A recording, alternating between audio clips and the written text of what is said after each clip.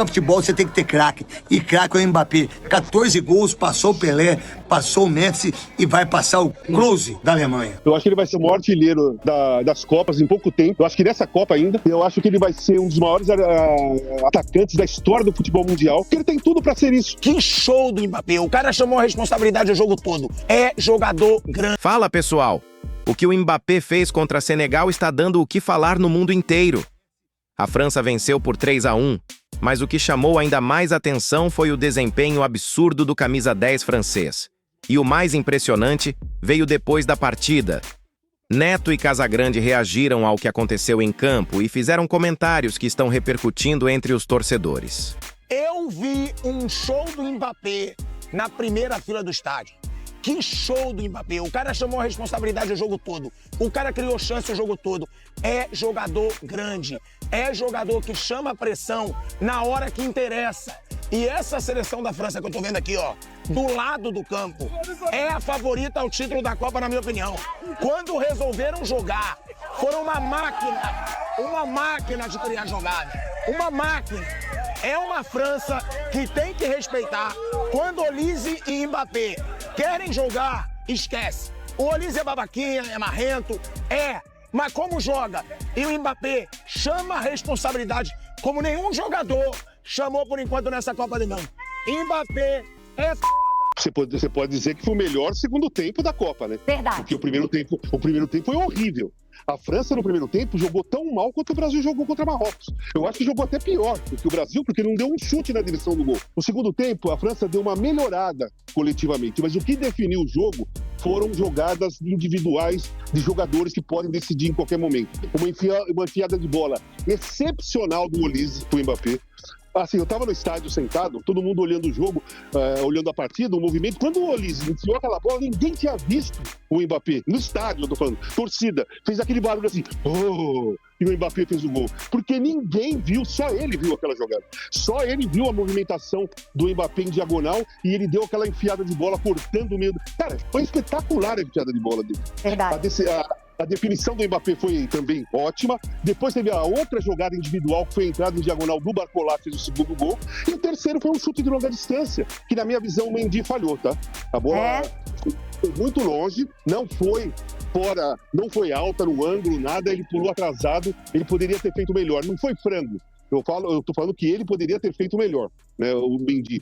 O segundo tempo, a França definiu o jogo porque ela voltou um pouco melhor coletivamente, mas tem cartas na manga. Esse é o problema. A França tem cartas na manga. Ela pode jogar muito mal uma partida, ou um primeiro tempo, ou um tempo, que ela tem 3, 4, 5 jogadores que eles podem definir o jogo numa jogada só. E não é definir individualmente. Eles pensam o jogo, enfiada de bola, ultrapassagem, mudança, saída em Barcola.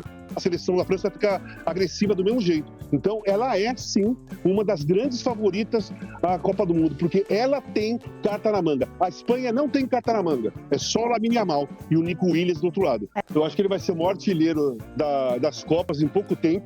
Eu acho que nessa Copa ainda, eu acho que ele vai ser um dos maiores atacantes da história do futebol mundial, porque ele tem tudo para ser isso.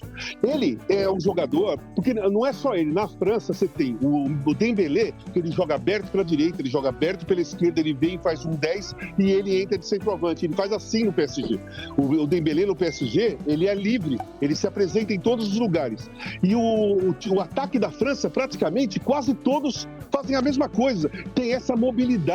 Eles ocupam todos os espaços. O Olise, uma hora joga aberto na esquerda, outra hora é um 10 enfiando uma bola pro Mbappé e tá fazendo o papel de centroavante, mas ele faz papel de ponta direita, de ponta esquerda. O Doué uma hora ataca pela direita, depois ele vai lá pro outro lado, para a esquerda, e o Barcola, quando entra, é a mesma coisa. Então a França tem, do meio para frente, um leque de jogadores que o adversário não sabe em qual posição que realmente aquele cara vai jogar.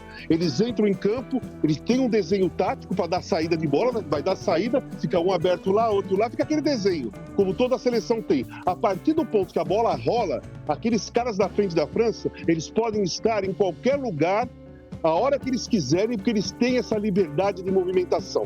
E hoje em dia, num futebol intenso, num futebol que a força física prevalece, que a marcação é a coisa para muitos, a mais importante no futebol, primeiro vamos marcar para depois ganhar, a França faz diferente. A França, ela ganha atacando, se movimentando, deixando os atacantes livres, com liberdade, com a intuição, a inventiva da jogada. Aquilo que o brasileiro sempre teve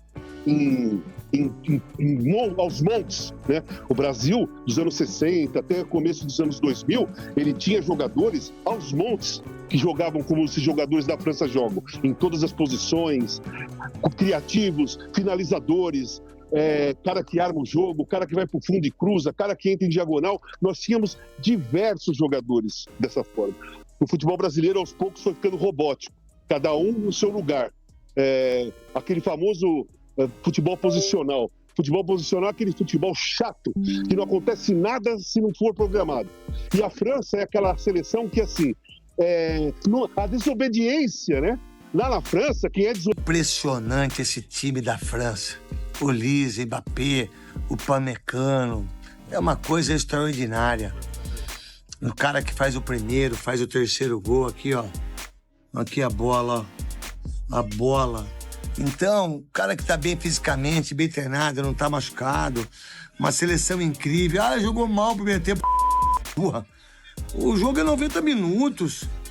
Entendeu? O Senegal jogou bem os 45, jogou, mas, pô, pra jogar futebol você tem que ter craque. E craque é o Mbappé. 14 gols, passou o Pelé, passou o Messi e vai passar o Klose da Alemanha. Tá bom? Mbappé, Rádio Caquineto, arrebentando a boca do balão.